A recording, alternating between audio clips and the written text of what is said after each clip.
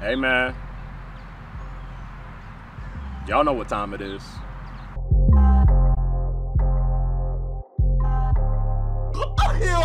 I gave her, you see? Way too.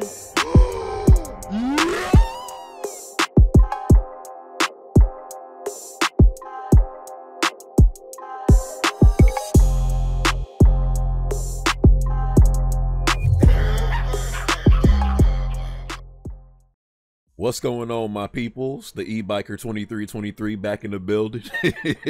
And today I got another beautiful e-bike to share with y'all and talk about.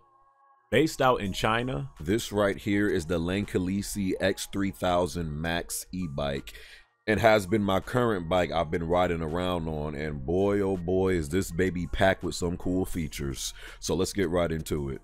The Lankeleisi X3000 is an immediate eye catcher with its sharp looks and orange and black color that also comes in gray if you want something a little more subtle. This e-bike, much like others, comes 90% assembled, so it was easy to take it out the box and put it all together.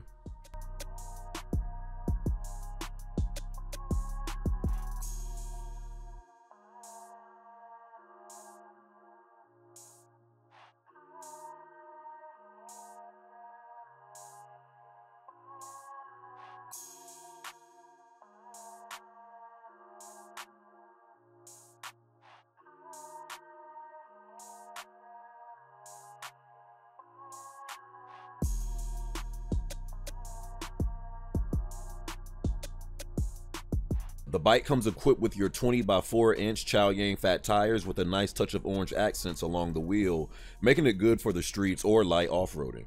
It's also full suspension, so you and your tush can be nice and comfortable while you're out on the go. You have your familiar hydraulic disc brakes providing great stopping power when you need to. Your Shimano 7-speed gear shift with a nice chain for when pedaling, your control pad on the left to change different settings, half twist throttle, and a sharp LCD color display to show you all your bike's information like your speed, battery life, total miles, etc. The bike has a 48-volt 20-amp-hour battery located within the frame itself that can be removed because yes, this bike is also foldable. That's a first for me.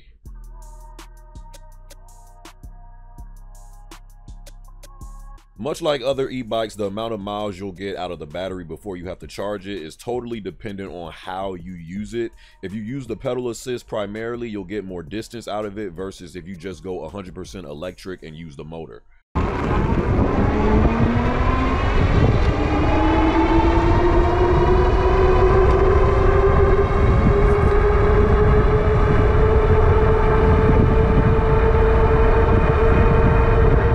The bike even offers a cruise control mode where you could lock in at a desired speed, sit back, and truly let the bike do all the work. Once you do need to charge it though, it should take between 6 to 7 hours to charge fully before you can get back out on the road. this is also the first e-bike I've owned that has dual motors. Having a 1,000-watt motor equipped both on the front and rear of the bike, equaling 2,000 watts total. You gonna make me act up. Which is why it shouldn't be a shocker. This bike has 95 Newton meters of torque at your disposal and has some real power that I quite frankly haven't been accustomed to since I got into the e-bike game. I mean, this thing handles steep hills unlike my other bikes with ease. Don't believe me? Roll the footage.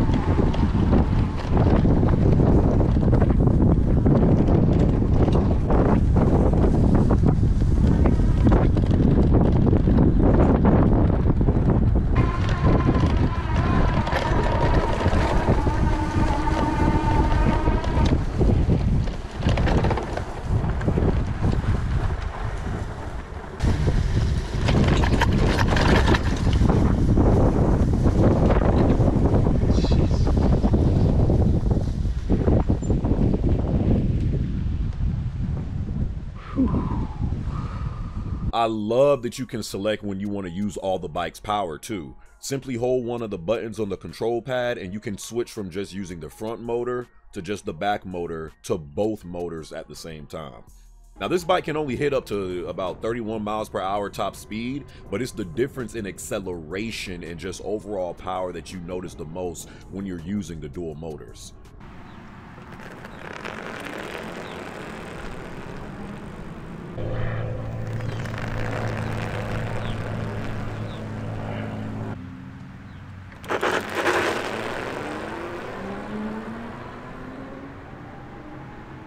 Bro, I'm telling you, that slight burnout and skid sound never gets old. It never gets old in dual motors, man. I'm telling you. Love, love, love the dual motors on this bike. There's a nice horn provided when you need to warn others of your presence.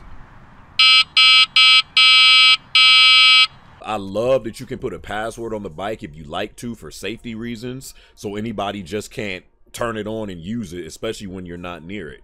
Nah, sucker, I'm gonna need you to enter that 4-digit password expeditiously. Night riding might be one of my favorite things to do on this baby just because of how good and sexy this headlight is. I mean, it's not just there for show. This is legitimately probably the best stock headlight I've gotten on any e-bike so far prior to making an upgrade. I love this thing. It provides great light at night on the road or sidewalk if you're out, and has a great rear light too. To where most all other e-bikes I've reviewed kind of have had this small midget light headlight or it just isn't all that bright. This one does not have that problem. No sir. The bike has a payload capacity of 400 pounds, so if you're a little on the plumper side, you shouldn't have any problems. Especially with the dual motors. I have picked up a few groceries and most times I put them in my bag, but sometimes you might get a little more than you bargained for, so you put them on the handlebars, of course. And where all my other bikes drop in speed by a few miles per hour because of the added weight, this one handled it like a champ. This bike at the end of the day is just solid, man. It looks solid, but most importantly, it feels solid when riding. And that's what's most important at the end of the day. Do you feel safe and secure while riding these things? And I can say for the Lankeleisi X3000, I absolutely do. If you're in the market for buying your own e-bike soon, I'd say do your research first because there's a lot of options out there, and also know your budget. If you're interested in this one here, I definitely can recommend it and even have a little coupon code you guys can use for a small discount off. If you guys have any other questions about this bike, feel free to ask me in the comments below. Hope you guys enjoyed this video. Hope y'all day is going smooth. Till my next video, my brothers and sisters, I'll catch y'all boys in my next one, all right?